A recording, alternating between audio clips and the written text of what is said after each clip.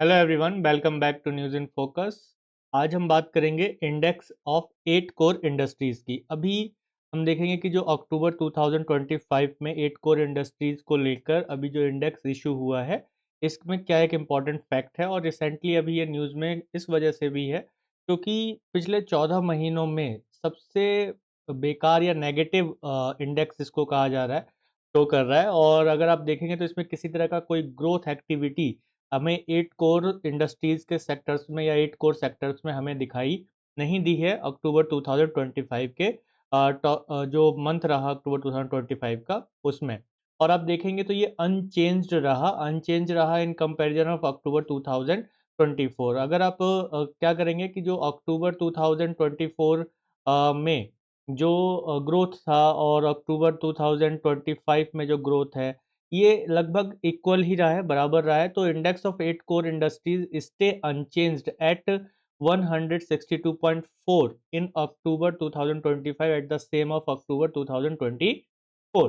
तो यहाँ पर ये चीज़ हमें देखने वाली होगी कि जो इंडस्ट्रियल ग्रोथ रेट है या 8 कोर इंडस्ट्रीज का ईयर ऑन ईयर जो चेंजेस हुआ है उस पर अगर आप देखेंगे तो 2025 वर्सेस अक्टूबर 2024 की अगर हम बात करें, यहाँ पे आपको ये दिख रहा होगा।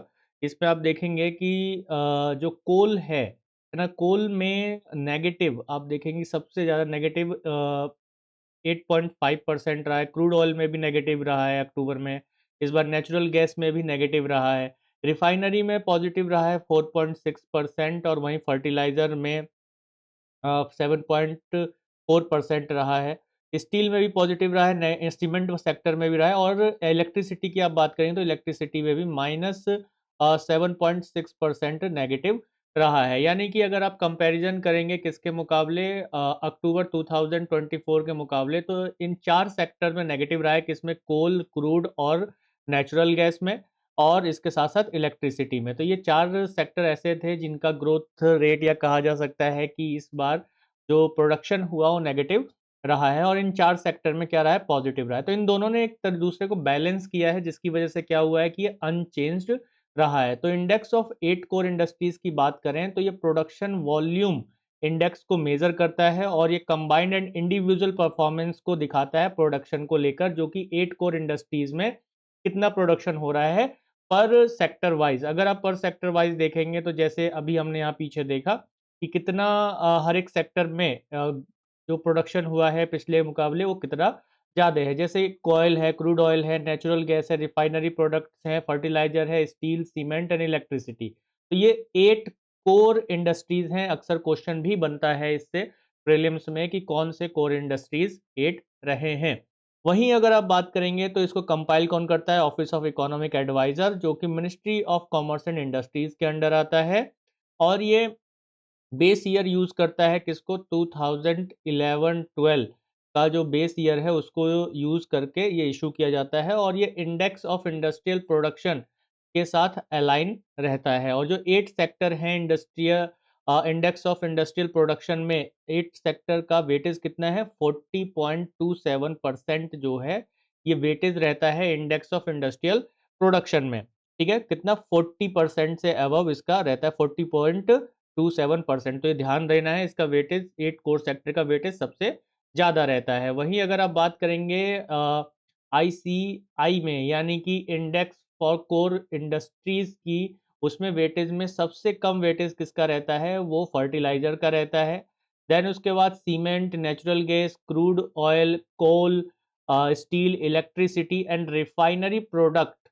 ठीक है? रिफाइनरी प्रोडक्ट्स का जो वेटेज है वो सबसे ज़्यादा रहता है। जैसे हम इसमें समझ सकते हैं कि जो रिफाइनरी प्रोडक्ट्स हैं, इसका वेटेज लगभग 28.04% रहता है और सबसे कम किसका है? फर्टिलाइज़र का है। तो ये ध्यान रखना है, हाईएस्ट किसका है और मिनिमम किसका है। तो फर्टिलाइज़र का जो वेटेज है वो सबसे कम है 2.63% और रिफाइनरी प्रोडक्ट्स का 28.04% तक वेटेज रहता है।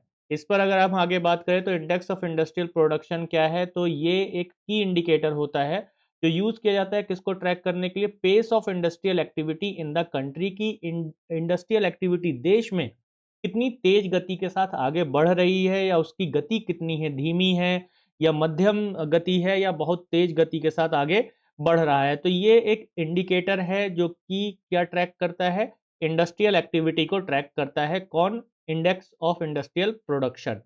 इसके अलावा अगर हम बात करें तो ये कंपाइल और पब्लिश किया जाता है monthly by National Statistical Office, जो कि Ministry of Statistics and Programme Implementation के अंडर आता है। और इसके साथ साथ अगर हम बात करें तो यह index calculated as the weightage average of production, यानी कि इसमें यह देखा जाता है कि जो प्रोडक्शन हुआ है उसका एवरेज वेटेज कितना है, level of across difference industrial using Laspeyres formula.